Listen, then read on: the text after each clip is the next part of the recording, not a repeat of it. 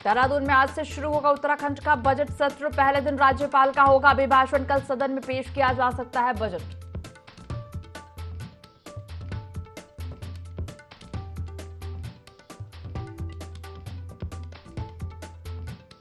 उत्तराखंड विधानसभा के बजट सत्र के हंगामेदार रहने के आसार। विपक्ष ने सरकार को घेरने की बनाई रणनीति। प्रदेश की कानून व्यवस्था, महंगाई और बेरोजगारी सहित कई मुद्दे पर सरकार को घेरेगा विपक्ष।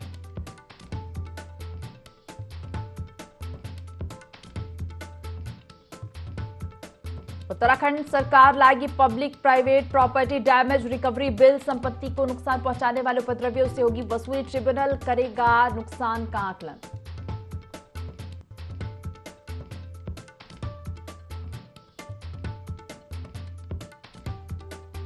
कोटद्वार रेलवे स्टेशन की नई बिल्डिंग का पीएम मोदी वर्चुअली करेंगे शिलान्यास। 12:30 बजे पीएम मोदी करेंगे शिलान्यास। बीजेपी सांसद तीरथ सिंह रावत रहेंगे मौजूद।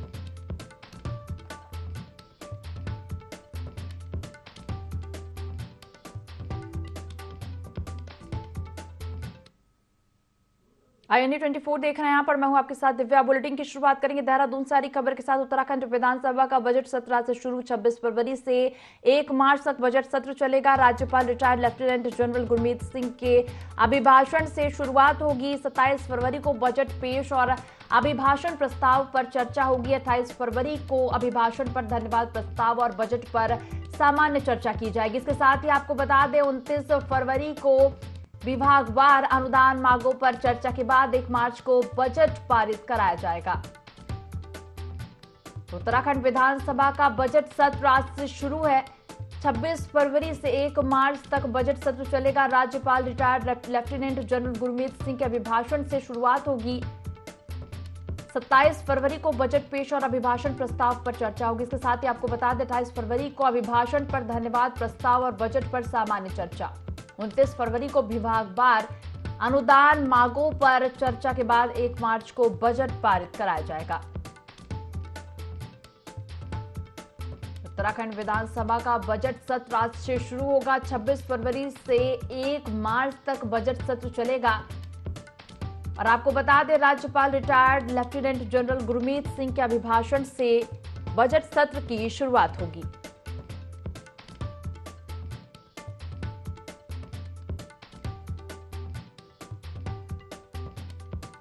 उत्तराखंड विधानसभा का बजट सत्र आज से शुरू।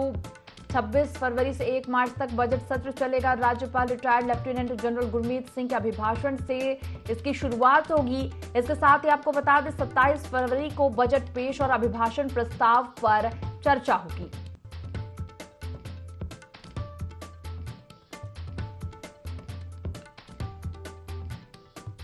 खबर पर ज्यादा जानकारी लेंगे। संवाददाता विनय सूद हमारे साथ लाइव जुड़ गए हैं, उनसे जानकारी ले लेते हैं। विनय, उत्तराखंड विधानसभा का बजट सत्र आज से शुरू होने वाला है। 1 मार्च तक चलने वाला है बजट सत्र।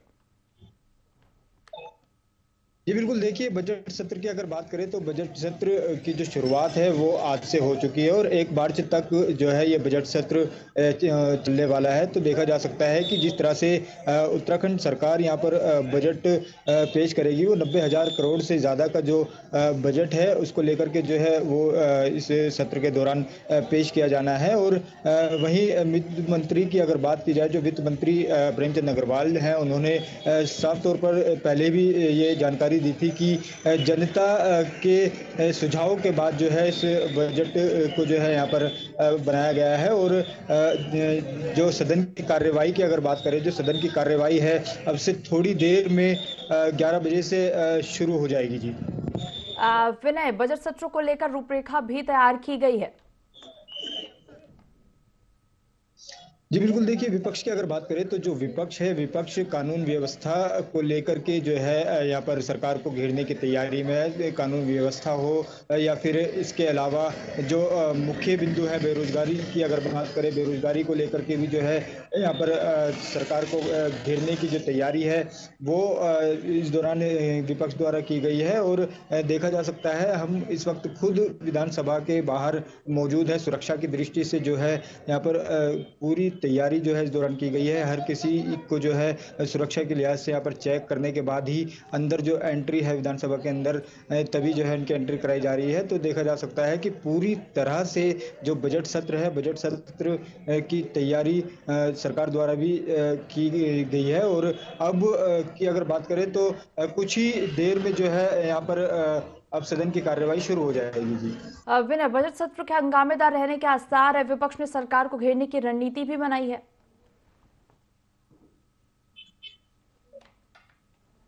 जी बिल्कुल, देखिए विपक्ष की अगर बात करें तो विपक्ष जो है पूरी तरह से सरकार को घेरने की तैयारी में है। कानून की व्यवस्था की अगर बात करें, कानून व्यवस्था सहित जो है बेरोजगारी का जो मुद्दा है उसको लेकर के भी जो है इसमें यहाँ पर सरकार को घेरने की तैयारी में विपक्ष लगा हुआ है। साथ ही साथ पूरी जो तैयारी है वो यहाँ पर सरकार की भी है कि किस तरीके से जो विपक्ष के सवाल हैं उनका जवाब यहाँ पर देना है। और 1 तारीख की अगर बात करें तो 1 मार्च को जो है इस बजट को यहाँ पर पारित किया जाएगा जी।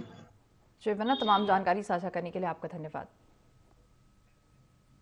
तो उत्तरांचल प्रेस क्लब में राष्ट्रवादी रीजनल पार्टी का सदस्यता समारोह का आयोजन हुआ और इस मौके पर करीब 150 लोगों ने पार्टी की सदस्यता ग्रहण की।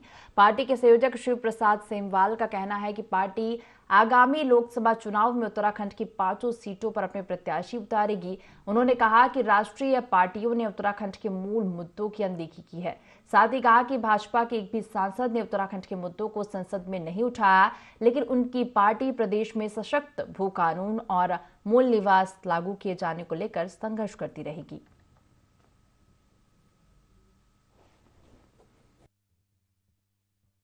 लगभग 150 लोगों ने ज्वाइन किया है। अलग अलग दलों से और विभिन्न संगठनों से लोग आए हैं और आज यहाँ पे एक बड़ी ज्वाइनिंग है। और आने वाले जो लोकसभा चुनाव को लेकर के हम सभी लोगों ने एक तैयारी की है और हम लोग सोच रहे हैं कि एक ज्वाइंट फ्रंट, जितने भी रीजनल पार्टीज हैं इन सबका एक ज्वाइंट फ्रंट बनाया जाए और लोकसभा चुनाव में राष्ट्रीय पार्टियों के आप सवाल लगा लीजिए कि आज तक किसी भी राष्ट्रीय पार्टी ने उत्तराखंड के जो मूलभूत मुद्दे हैं, मूल निवास है, भू कानून है, यहाँ पे ग्रीन टैक्सेस को लेकर के तमाम जितने भी मुद्दे हैं जो देश की संसद में हल हो सकते हैं, एक भी लोकसभा सांसद ने उन मुद्दों को, उत्तराखंड के मुद्दों को वहां पर नहीं उठाया। क्षेत्रीय मुद्दों को लेकर के क्षेत्रीय पार्टी को सपोर्ट करने के विचार बनाए हैं और हम लोगों का यह है कि हमारे अगर क्षेत्रीय पार्टी की ओर से कोई व्यक्ति देश की संसद में होगा तभी हम लोग उत्तराखंड के मुद्दों को वहां पर। रुड़की शहर विभिन्न विशेषताओं को लेकर अपनी अलग पहचान रखता है और यहाँ उच्च स्तरीय शिक्षण संस्थान होने के साथ ही खेल क्षेत्र का भी बड़ा हब है। यहाँ hockey, football, cricket, rugby, badminton आदि खेलों के साथ ही कैनोइंग, कयाकिंग के एथलीट भी देश भर का नाम विश्व पटल पर ऊंचा कर रहे हैं। इसी कड़ी में सितंबर माह से अक्टूबर माह तक चीन में आयोजित कैनोइंग प्रतियोगिता में शिवालिक वाटर स्पोर्ट्स के एथलीट अर्जुन ने एशियन गेम्स में भारत को मेडल दिलाया, जो भारत को करीब 29 साल बाद मिला है। अर्जुन सिंह की इस उपलब्धि पर उनके लिए स्वागत कार्यक्रम आयोजित किया गया, जिसमें अर्जुन सिंह, उसकी माता और कोच को सम्मानित किया गया।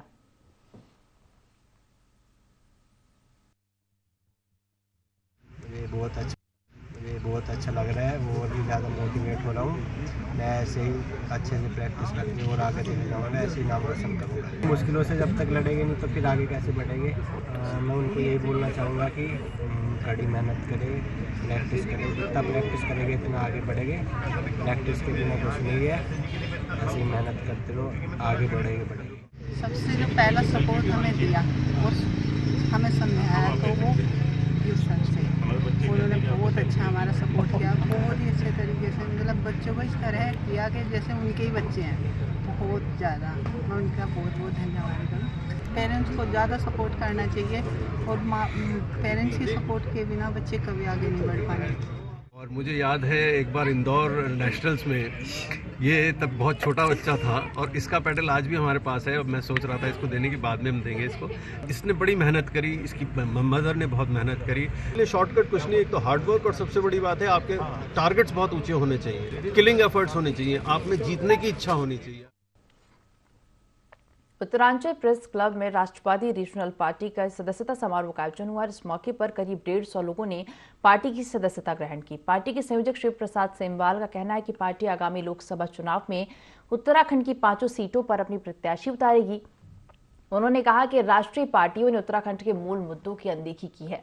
साथ ही कहा कि भाजपा के एक भी सांसद ने उत्तराखंड के मुद्दों को संसद में नहीं उठाया, लेकिन उनकी पार्टी प्रदेश में सशक्त भू कानून और मूल निवास लागू किए जाने को लेकर संघर्ष करती रहेगी।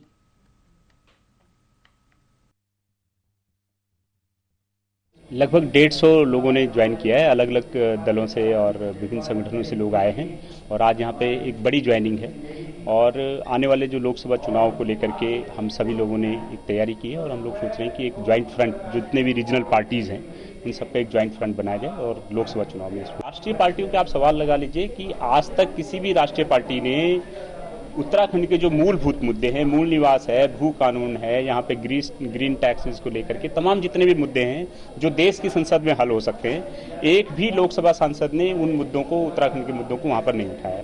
क्षेत्रीय मुद्दों को लेकर के क्षेत्रीय पार्टी को सपोर्ट करने के विचार बनाए हैं और हम लोगों का यह है कि हमारे अगर क्षेत्रीय पार्टी की ओर से कोई व्यक्ति देश की संसद में होगा तभी हम लोग उत्तराखंड के मुद्दों को वहाँ पर।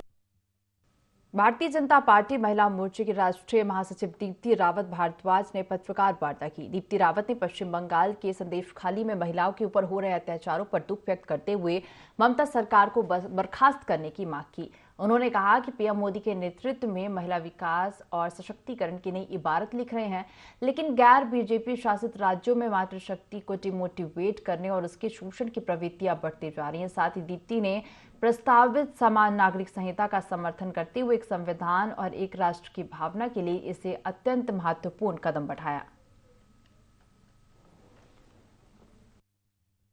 मुद्दे थे जिसके कारण से हमने आज प्रेस किया और महिलाओं के मुद्दे यही हैं कि जिस प्रकार से देश में और हमारे प्रदेश में लगातार विकास हो रहा है, लगातार महिलाओं के लिए बहुत सारी योजनाएं आ रही हैं, उससे महिलाएं लाभान्वित हैं। उसके बारे में जनता तक पूरी बात पहुंचनी चाहिए, वो बात जानी चाहिए कि कैसे आज घर बैठी जो महिलाएं, जो हमको लगता था हमारी आधी आबादी है, कैसे आज हमारी जो आधी आबादी है उसके बारे में भी प्रधानमंत्री जी ने सोचते हुए वो कैसे हमारी अर्थव्यवस्था का हिस्सा बने, उन्होंने ये एक बात सोची है और उस बात को सोचते हुए हमारे NRLM है, हमारी समूह की बहनें हैं, आज वो बहुत स्वावलंबी हैं, आज वो खुद लोन लेती हैं, अपना कुछ काम करती हैं, कुछ पैसा कमाती हैं और उन्होंने बहुत सारी ऐसी बहनें जिन्होंने लोन वापस भी कर दिया है और कुछ के पास वो है, तो आज वो सक्षम धीरे धीरे हो रही हैं और यही एक मैं कहूँगी कि प्रधानमंत्री जी का एक उद्देश्य है जिसको लेकर यहाँ भारतीय जनता पार्टी का हर कार्यकर्ता काम कर रहा है। खबरों में आगे बढ़ेंगे। बात जब छुट्टियों और देश में ही कहीं घूमने जाने की हो तो बहुत संभव है कि इस प्लान में उत्तराखंड या उत्तराखंड के किसी नगर, शहर और हिल स्टेशन का नाम तय हो, क्योंकि आमतौर पर हम सबकी पसंद का एक हिस्सा पहाड़, नदी, झरने, पेड़ पौधों के साथ साथ शुद्ध हवा और खुशरंग वातावरण की तरफ झुका रहता है और संयोग से ये सब कुछ हमें पहाड़ों में मिल जाता है। और इसी खुशरंग और खुदरंग वातावरण पर हमारी स्पेशल रिपोर्ट।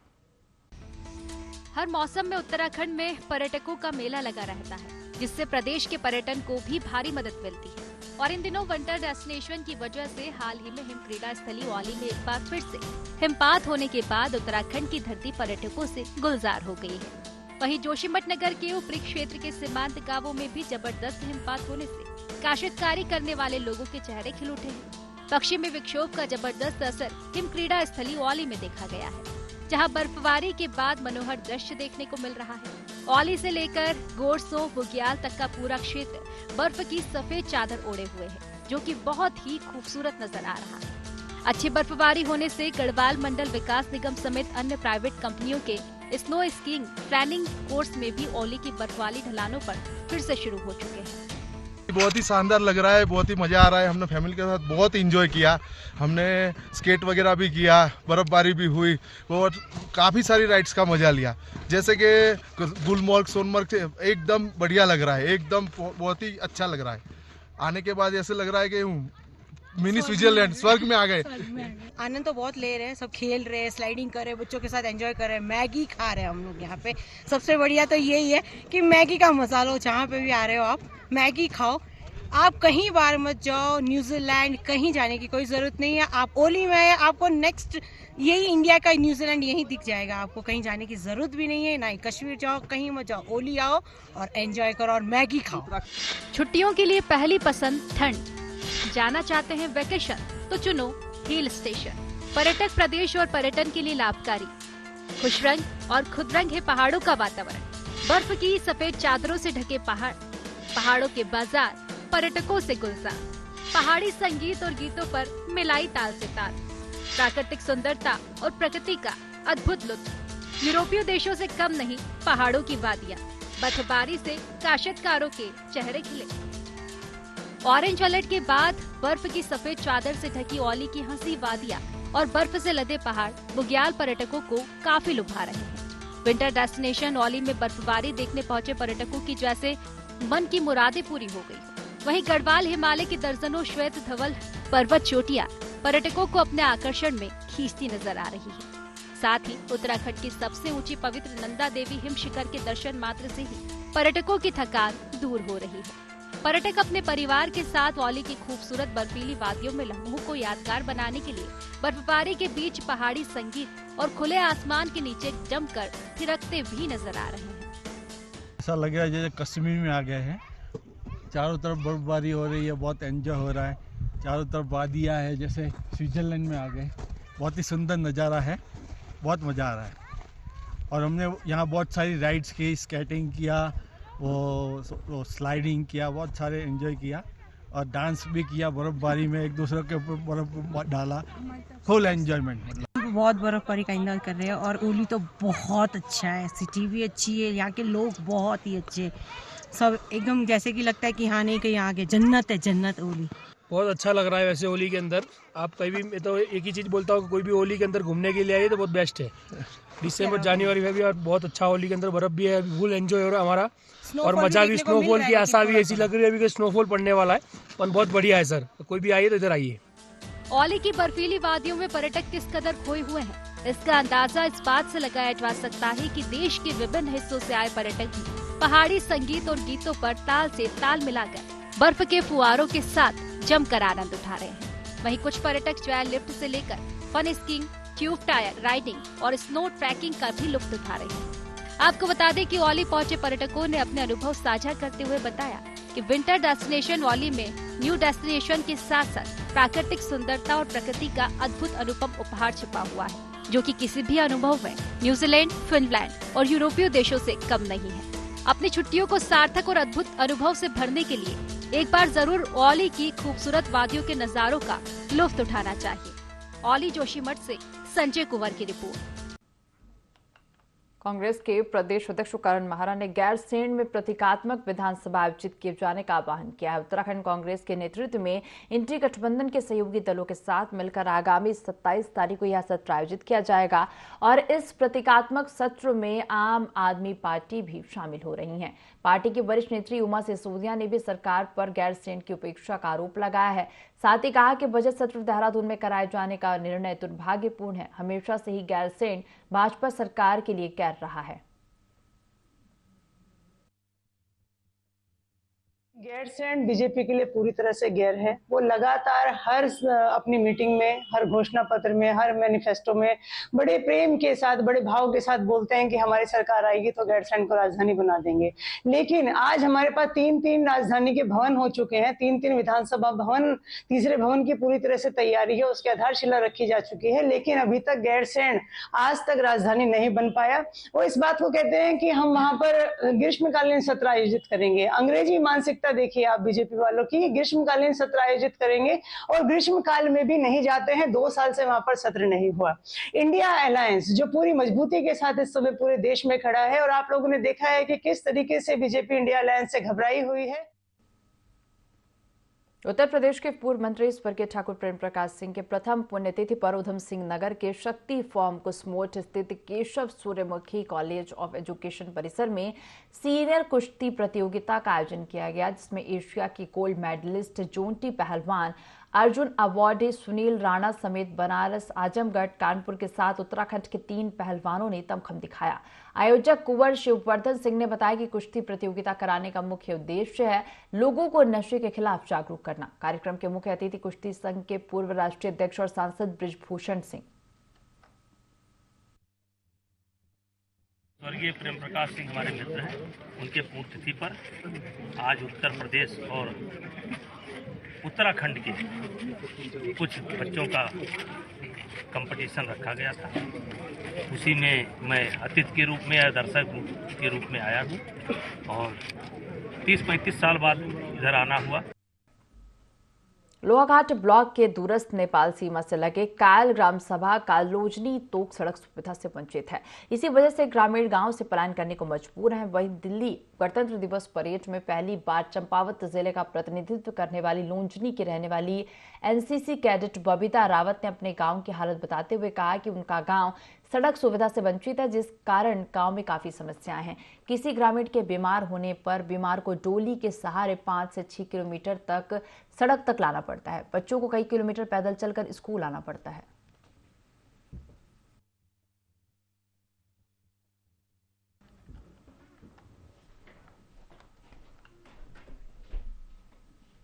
बर्फबारी के चलते विंटर डेस्टिनेशन औली तक पहुंचने वाली सड़क बंद हो गई है, जिसके कारण पर्यटक वाहन औली तक नहीं पहुंच पा रहे हैं। हालांकि बीआरओ की टीम जेसीबी मशीन और मजदूरों के साथ बर्फ हटाने के लिए औली रोड पर पहुंची है, लेकिन आरपी गेट सुनील से लेकर औली तक के 8 किलोमीटर के दायरे में सड़क से बर्फ हटाने में समय लगेगा।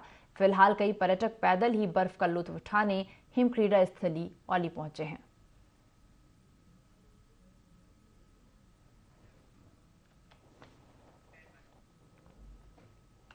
भगवानपुर थाना क्षेत्र में नकली दवाई बनाने के मामले में पुलिस ने कार्रवाई की है और आरोपियों के खिलाफ गैंगस्टर एक्ट में मुकदमा भी दर्ज किया।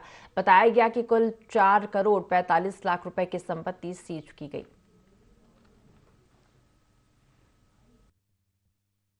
थाने में दर्ज एनडीपीएस एक्ट के तहत और जो इसमें गैंगस्टर एक्ट के तहत एक कार्रवाई की गई थी, जिसमें जो मुख्य अभियुक्त थे विकास, विशाल और पंकज, इनके विरुद्ध जो प्रॉपर्टी सीजर की कार्रवाई की गई। करीब 4.5 करोड़ के आसपास की प्रॉपर्टी कल इनकी सीज की गई है और इसी तरीके के जो कारोबार में जो भी लोग संलिप्त हैं उनके विरुद्ध हम सख्त एक्शन ले रहे हैं और आगे और भी लोगों के खिलाफ जो इस तरीके से जिन्होंने अपनी संपत्ति अर्जित की है उसकी हम लोग प्रॉपर्टी सीजर की कार्रवाई की है।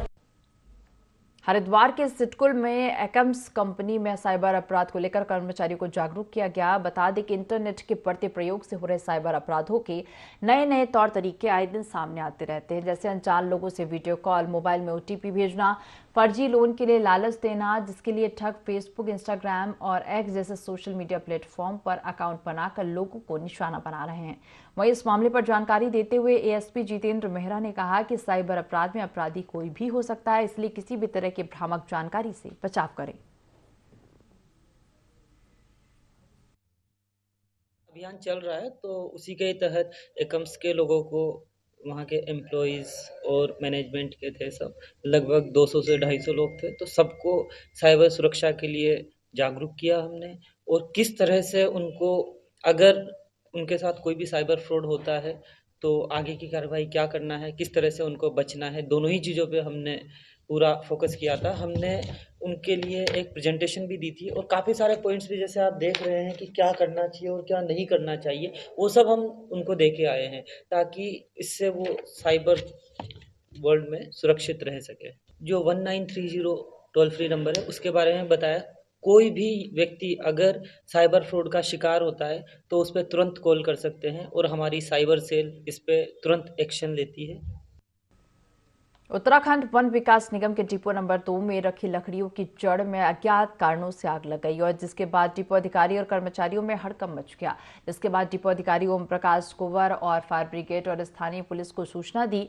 अग्निशमन वाहन ने आग पर काबू पाने का प्रयास किया, लेकिन आग ने धीरे धीरे विकराल रूप धारण कर लिया। वहीं हालांकि कड़ी मशक्कत के बाद समय रहते आग पर काबू पा लिया गया। इस बुलेटिन में फिलहाल इतना ही। आप बने रहिए IND24 के साथ। नमस्कार।